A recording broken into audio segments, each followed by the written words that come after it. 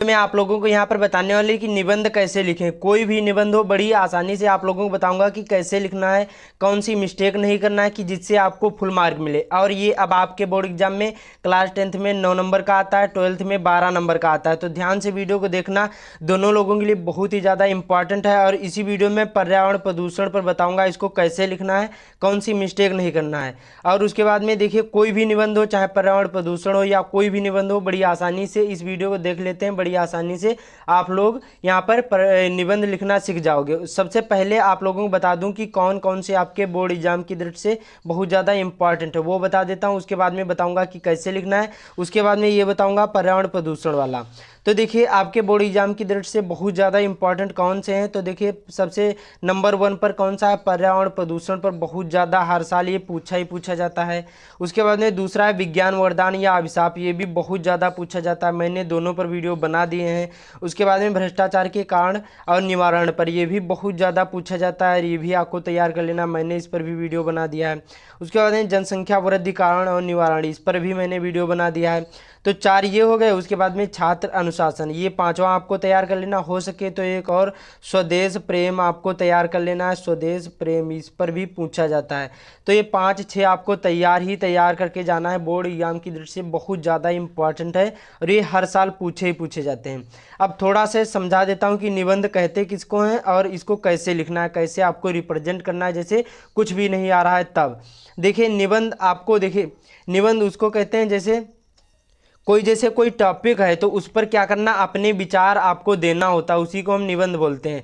और निबंध के 3 मुख्य पार्ट होते हैं, कौन कौन से होते हैं, सबसे पहले आता है प्रस्तावना, उसके बाद में आता है मध्यभाग और आखिरी में आता है उपसंहार। तो देखिए ये तीनों बताऊंगा, यही जो समझ गए तो जान लो, समझ लो कि आप बहुत ही अच्छी तरीके से निबंध लिख पाओगे। तो देखिए प्रस्तावना क्या होता है, प्रस्तावना में आपको निबंध के बारे में बताना होता है कि निबंध क्या है, किस बारे में आप लोग निबंध लिख रहे हैं। मतलब प्रस्तावना का मतलब होता है इंट्रोडक्शन, इंट्रोडक्शन का मतलब होता है परिचय, आपको परिचय देना होता है। प्रस्तावना में क्या देना होता है, परिचय, जिस विषय में लिख रहे हैं, जैसे विज्ञान वरदान या अभिशाप पर लिख रहे हैं या फिर भ्रष्टाचार कारण या निवारण पर लिख रहे हैं, तो उसके बारे में आपको परिचय देना होता है कि वह क्या है, तो आपको यही समझाना होता है प्रस्तावना में। उसके बाद में आता है मध्य भाग, और यही बहुत ज़्यादा इंपॉर्टेंट होता है। देखिए मध्य भाग उसको कहते हैं, उसमें आपको इसको मेन बॉडी बोला जाता है, इसका मतलब होता है, इसमें जैसे यहाँ पर सपोज करिए कि विज्ञान वरदान या अभिशाप है, तो इसमें आपको कारण, निवारण, अर्थ, समस्या, ये सारी चीज़ें मध्य भाग में आती हैं। तो ये सारी हेडिंग यहाँ पर मध्य भाग में ही लिखी जाती हैं। उसके बाद में आता है आखिरी में उपसंहार, ये वीडियो के लास्ट में बताऊंगा कि निष्कर्ष और उपसंहार क्या होता है। तो अब इसको देखते हैं, पर्यावरण प्रदूषण, ये इस बच्चे ने कैसे लिखा कि इसको बहुत ही अच्छे मार्क मिले, और आपको भी ऐसे ही लिखना है बोर्ड एग्जाम में। और बोर्ड एग्जाम में काले और नीले पेन का यूज़ करना, ये आपको ध्यान रखना है। वीडियो के लास्ट में बताऊंगा जो यहाँ पर निष्कर्ष, जो उपसंहार होता है, ये क्या होता है, ये वीडियो के लास्ट में आप लोगों को बताऊंगा। ये जो नहीं लिखोगे तो एक भी नंबर नहीं मिलता है, तो ध्यान से वीडियो को देखना, तभी समझ में आएगा। तो देखिए प्रश्नोत्तर नंबर यहाँ पर 28वां पूछा जाएगा क्लास 10th में, और जैसे 5 पूछे जाते हैं, तो इनमें से जो भी आपको मालूम हो वो लिखने की कोशिश करना है। तो जैसे सपोज करिए इस बच्चे ने पर्यावरण प्रदूषण पर लिखा है, उसके बाद में ये तो मैंने अपनी तरफ से यहाँ पर लाइन खींची है, बाकी ये सेम इसी प्रकार से आपको लिखना है। तो देखिए सबसे पहले आपको क्या करना, रूपरेखा हेडिंग डालना है। रूपरेखा में क्या लिखा जाता है, जो भी आपने यहाँ पर हेडिंग डाली है वही रूपरेखा में लिखी जाती है। इससे क्या होगा, जब रूपरेखा डालोगे तो एग्जामिनर को भी समझ में आएगा कि बच्चे ने प्रस्तावना लिखा है, प्रदूषण का अर्थ लिखा, प्रदूषण के प्रकार, प्रदूषण की समस्या तथा हानियाँ, उसके बाद में समस्या का समाधान और उपसंहार। मतलब ये समझ जाएगा एग्जामिनर कि बच्चे ने इस बारे में, इतने बारे में लिखा है, मतलब इन चीज़ों के बारे में बताया है।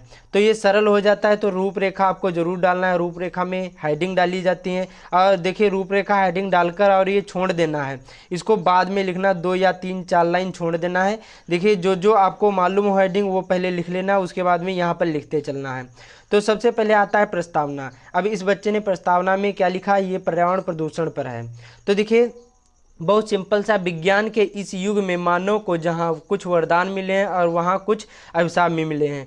इस कहने का मतलब है, देखिए जो यहाँ पर विज्ञान के जो हमारा युग चल रहा है ये विज्ञान का ही युग है। इसमें बहुत सारे देखिए यहाँ पर चंद्रयान 3 ये सारे लॉन्च हो चुके हैं, मतलब बहुत ही अच्छी तरीके से विज्ञान प्रगति कर रही है। तो विज्ञान के इस युग में मानव को जहाँ कुछ वरदान मिले हैं तहाँ कुछ भी अभिशाप भी मिले हैं। अभिशाप का मतलब है यहाँ पर पर्यावरण प्रदूषण एक ऐसा अभिशाप है जो विज्ञान की ही कोख से जन्मा है।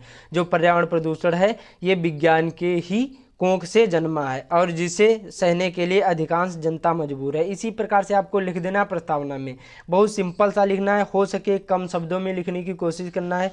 वहाँ बोर्ड एग्जाम में यहाँ पर 100 से और 120 वर्ड में ही आपको लिखना होता है, ज़्यादा बड़ा नहीं लिखना है। तो जितना हो सके कम शब्दों में अपने शब्दों में बनाने की कोशिश करना है। तो इतना समझ में है, विज्ञान के इस युग में मानव को जहाँ कुछ वरदान मिले हैं वहाँ कुछ अभिशाप भी मिले हैं। पर्यावरण प्रदूषण एक ऐसा अभिशाप है जो विज्ञान की कोख से जन्मा है, जिसे सहने के लिए अधिकांश जनता मजबूर है। उसके बाद में सेकंड यहाँ पर क्या है, प्रदूषण का अर्थ।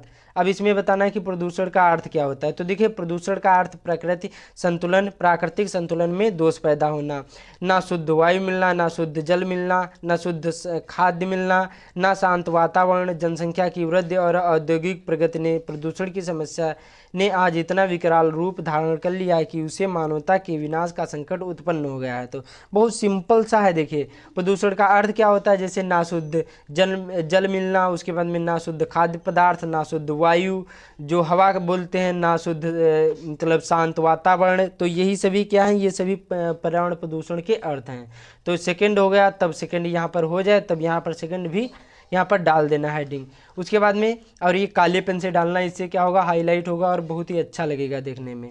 अगला तीसरी है प्रदूषण के प्रकार। अब प्रकार क्या होते हैं, देखिए प्रदूषण कई प्रकार के होते हैं, जैसे वायु प्रदूषण हो गया, जल प्रदूषण हो गया, ध्वनि प्रदूषण हो गया, रेडियोधर्मी प्रदूषण हो गया, रासायनिक प्रदूषण हो गया।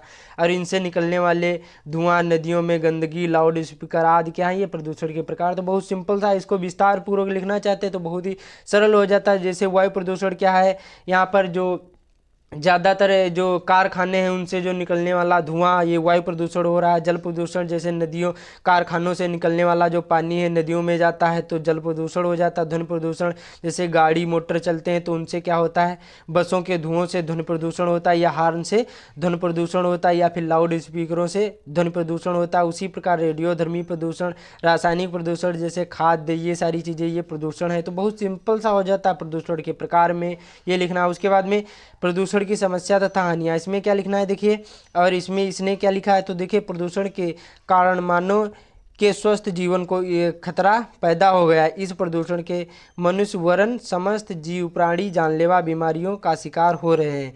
कोई लंगड़ा, बहरा, कैंसर, किसी से की दृष्टि आदि समस्याएं उत्पन्न हो रही हैं। तो ये समस्याएं हैं, मतलब समस्या की तथा हानियां ये हैं प्रदूषण से। देखिए इसमें क्या, देखिए यहाँ पर मनुष्य वरन नहीं समस्त जीव प्राणी भी जानलेवा बीमारियों का शिकार हो रहे हैं। कोई लंगड़ा, बहरा, कैंसर आदि किसी की दृष्टि आदि समस्याएं उत्पन्न हो रही हैं, ये प्रदूषण के ही कारण होती हैं ज़्यादातर। तो ये ध्यान रखना है, बहुत सिंपल सा हो जाएगा। उसके बाद में यहाँ पर अगली हेडिंग कौन सी डालना है, यहाँ पर देखिए अगली हेडिंग यहाँ पर 5वीं, और कम से कम 4 या 5 हेडिंग लिखने की कोशिश करें। समस्या का समाधान, मतलब कैसे छुटकारा पाया जा सकता है पर्यावरण प्रदूषण से। तो देखिए इसमें कैसे लिखना है, वातावरण को प्रदूषण से बचाने के लिए वृक्षारोपण सर्वश्रेष्ठ साधन है। जितने भी मतलब पेड़ पौधे लगेंगे उतनी ही अच्छी ऑक्सीजन मिलेगी, जिससे क्या है वातावरण शुद्ध और साफ हो जाएगा। तो ये ध्यान रखना है, वृक्षों की अधिक कटाई पर रोक लगानी चाहिए। औद्योगिक कचरे और मशीनों की धुआं में समुचित व्यवस्था की जानी चाहिए। देखिए जो कारखाने हैं उनकी अच्छी तरीके से व्यवस्था की जानी चाहिए, जिससे वो सारी चीज़ें वो प्रदूषण बच सके। इससे क्या होगा, ये समस्या का समाधान है। उसके बाद में जल प्रदूषण को नियंत्रित करना चाहिए। तेज ध्वनि वाले साधनों को समुचित व्यवस्था चलाने देना चाहिए। तो इसी प्रकार से ये सारी चीज़ें क्या है, समस्या के समाधान में आपको लिखना है। उसके बाद में मैंने आप लोगों को बताया था वीडियो के शुरुआत में उपसंहार क्या होता है। अब मैं आप लोगों को बता दूं उपसंहार क्या होता है।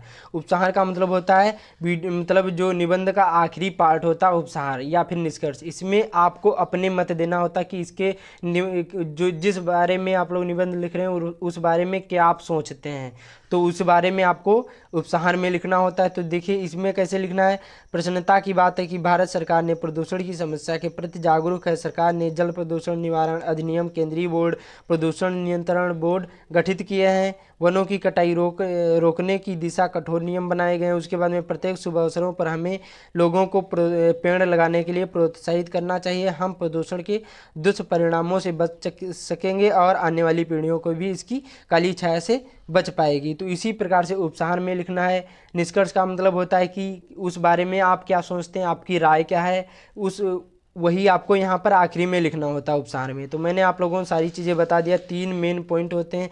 प्रस्तावना आपको नहीं भूलना है, और मध्य भाग में कारण निवारण समस्या, ये सारी चीज़ें मध्य भाग में हेडिंग डालकर मैंने जैसे बताया लिख दिया, और आखिरी में उपसार भी नहीं भूलना है। तो ये सारी चीज़ें जो समझ लिए तो बहुत ही आसानी से कोई भी निबंध आप लोग लिख पाओगे।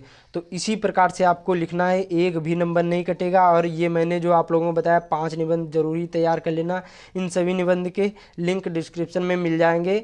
और बाकी इस वीडियो को ज़्यादा से ज़्यादा शेयर कर देना। इसी प्रकार से लिखना, इसका स्क्रीनशॉट भी ले लीजिए। अच्छी तरीके से आपको ऐसे ही लिखना है।